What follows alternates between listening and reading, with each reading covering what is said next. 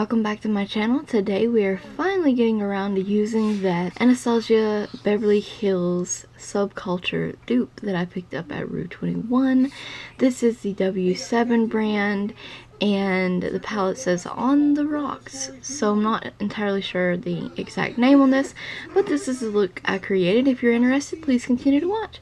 So first, as always, we're always going to prime our eyelids. I use Milani, and I'm going to be taking the Maraschino Cherry shade on a small eyeshadow brush, and I'm going to be patting and building that color up in the inner and outer corner of my eyes to create the halo look. And I'm slowly going to be bringing that into the crease area as well to create that halo shape, patting that color and building that up until I get my desired shade and shape. And this shade is so beautiful. It's like the ideal shade for like fall, and well, I'm carrying it into winter. And that lip shade, so beautiful. And I'm just buffing the edges out. Then I'm going to be picking up in that palette the shade Body Shot, and it's just a light peachy shade. And I'm just going to get a tad bit of that on the fluffy brush, and I'm going to buff that around the edges of this look. And it almost makes like a nice transition kind of color. And then we're going to be picking up the NYX single eyeshadow in Pure Skin and applying that as a brow bone. The lightest shades in the palette are kind of shimmery and duochrome. You'll see it later. And it's not really for the brow bone. You can wear it there, just personally not for me. Now I'm taking my Covergirl Ready Set Gorgeous Concealer, like always, and applying that in the middle of the lid and just creating that highlighted kind of halo shape.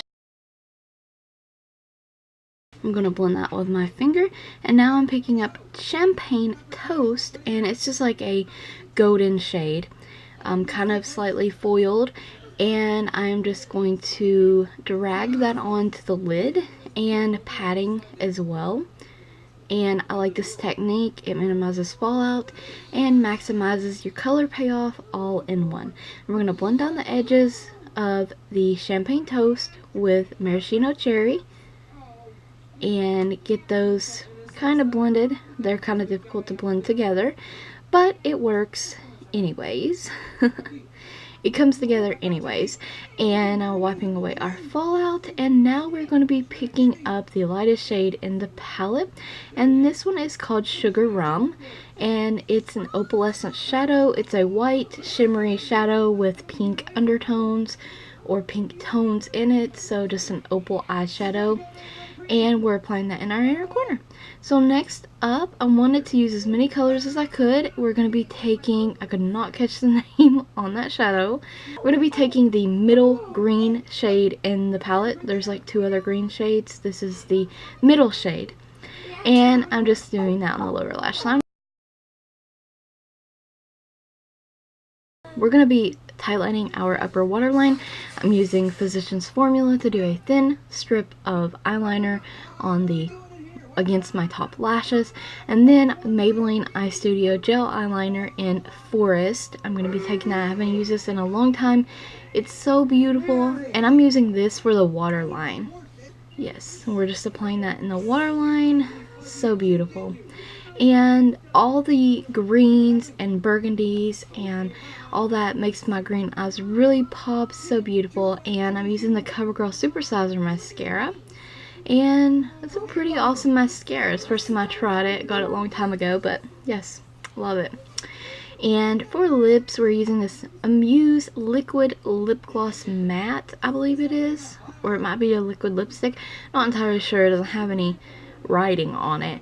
But it's a beautiful shade, so any dark shade or nude, whatever you want to use will work for this look. We're going to set that, fan it off, and here is our finished look.